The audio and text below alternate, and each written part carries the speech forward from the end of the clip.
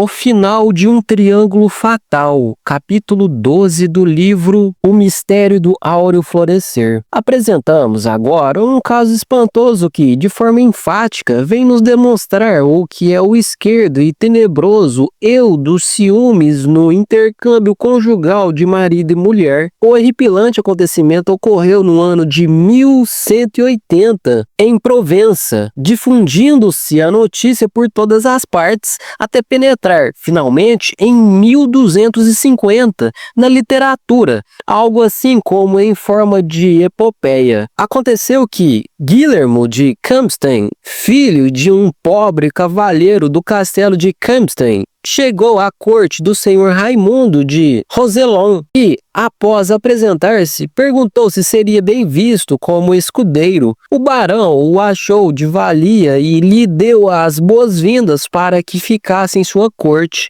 Ficou, pois, Guilhermo e soube comportar-se de maneira tão gentil que altos e baixos o queriam, e soube também distinguir-se tanto que o barão Raimundo o destinou ao serviço da dama Margarita, sua esposa, como pajem. Esforçando-se agora, Guilhermo, em ser ainda mais digno em palavras e fatos, mas como é coisa que ao amor corresponde, dama Margarita achou-se enamorada por ele, com os sentidos inflamados. Tanto prazia a ela a diligência do pajem no serviço, sua fala e sua firmeza, que um dia não pôde conter-se em perguntar-lhe: diz-me, Guilhermo, amarias a uma mulher que te dera mostras de amar-te? Ao que Guilhermo respondeu sincero: certo que o faria, senhora, sempre que suas mostras fossem verdade. Por São João, exclamou a dama, respondestes como completo cavalheiro,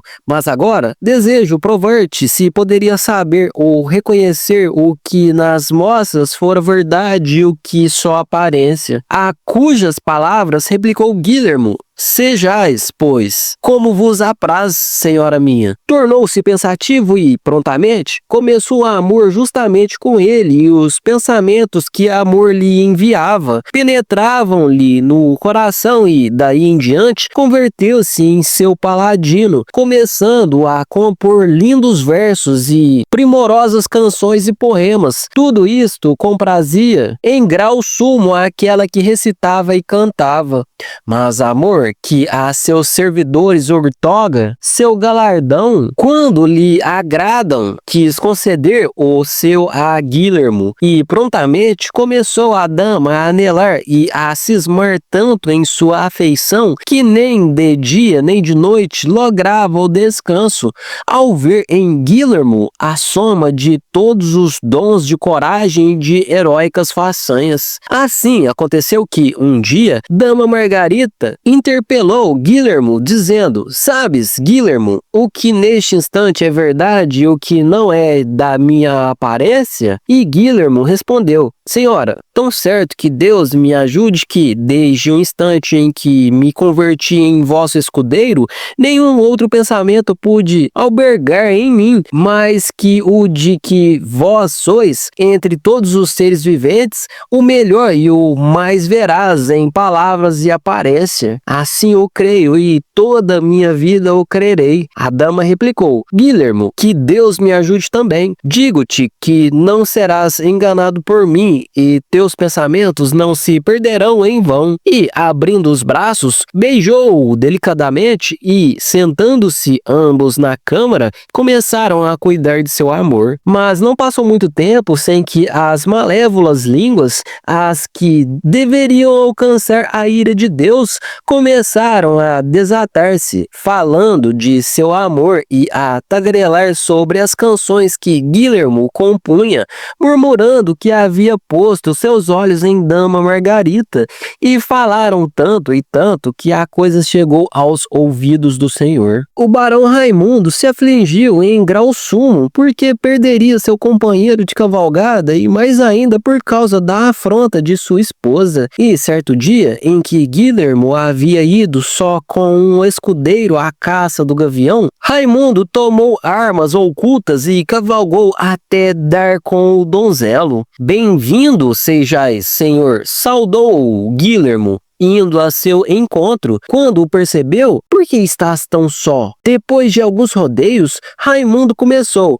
dize-me, por Deus e a santa fé, tens uma amante para a qual cantas e te encadeia o amor? Senhor, respondeu Guilhermo, como poderia de outro modo cantar se a isso não me induziu o amor? Verdade é, Senhor, que o amor me aprisionou por inteiro em seus laços. Desejaria saber, se te apraz, quem é a dama em questão. Ah, Senhor, vede, em nome de Deus, o que de mim requeres. Farto sabeis que nunca deve ser nomeada a dama. Mas Raimundo seguiu instando, porque o eu dos ciúmes o estava tragando vivo, até que Guilhermo disse: Senhor, haveis de saber que amo a irmã da dama Margarita, vossa esposa, e espero ser correspondido por ela. Contestou o eu do engano, e agora que o sabeis, suplico vosso apoio, ou, quando menos, que não me prejudiqueis. Aqui tens minha mão e minha palavra, falou Raimundo, em promessa e juramento de que hei de empregar tudo quanto em meu poder esteja em tua ajuda. Vamos, pois, a seu castelo que está perto daqui, propôs Guilhermo. Assim o fizeram, sendo bem recebidos pelo senhor Roberto de Tarascon, esposo da própria dama Inês. Conduziu-a a seu aposento e sentaram-se ambos sobre o leito. Dizei-me, cunhada minha, pela lealdade que me deveis, falou Raimundo, há mais alguém? Sim, senhor, respondeu ela. Com eu embusteiro. A quem?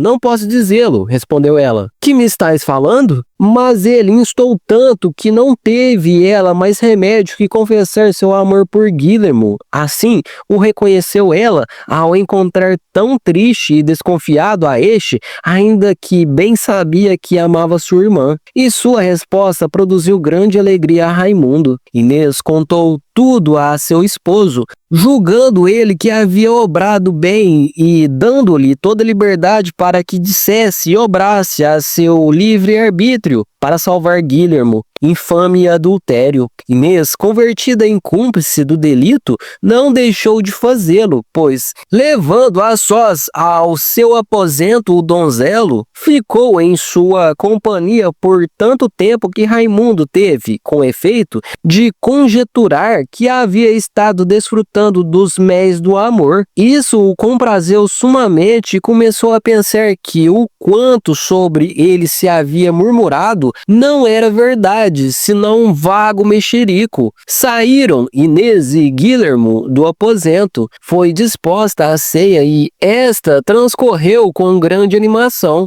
Assim são as farsas que faz o eu pluralizado. Após a ceia, Inês fez dispor o aposento de ambos os hóspedes muito próximos da porta do seu, e Guilhermo e ela desempenharam tão bem seu papel que Raimundo pensou que o donzelo dormia com a dama. Ao seguinte dia, depois de despedir-se, Raimundo se separou quanto pôde de Guilhermo, foi a sua esposa e lhe contou o acontecido. Ante aquelas notícias, dama Margarita passou toda a noite sumida no mais profundo desconsolo e, na manhã seguinte, chamando Guilhermo, recebeu-o de má maneira, tratando-o de amigo falso e traidor. Guilhermo pediu graça, como um homem que não havia incorrido em culpa alguma das que ela lhe atribuía, e lhe relatou, ao pé da letra, tudo quanto aconteceu. A dama chamou sua irmã e, por ela, soube que Guilhermo dizia a verdade, com o que ordenou ao donzelo para que lhe compusesse uma canção,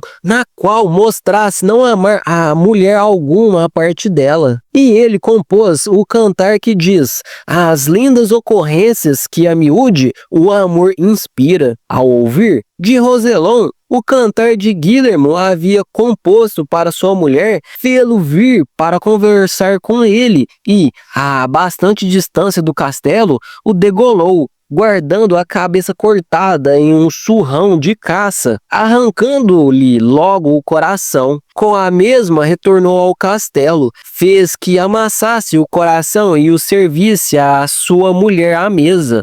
Ela o comeu, sem saber o que era que degustavam. Ao acabar a comida, levantou-se Raimundo e participou à sua mulher que o que havia almoçado era o coração de Guilhermo, mostrando-lhe em seguida a horripilante cabeça. Perguntou-lhe, ademais, se o coração havia tido bom sabor, ao que Dama Margarita respondeu que foi, com efeito, tão saboroso que manjar outro algum lhe tiraria já o gosto que lhe havia deixado o coração de Guilhermo. Raivoso, Raimundo, desesperado pelo eu dos ciúmes, atirou-se contra ela, a perversa adúltera, com sua adaga desembainhada. Margarita fugiu, arrojou-se por uma varanda e destroçou a cabeça na caída. Esse foi o final catastrófico de um triângulo fatal, onde os Zeus dos ciúmes, do adultério, do engano, da farsa, etc., levaram seus atores até um beco sem saída.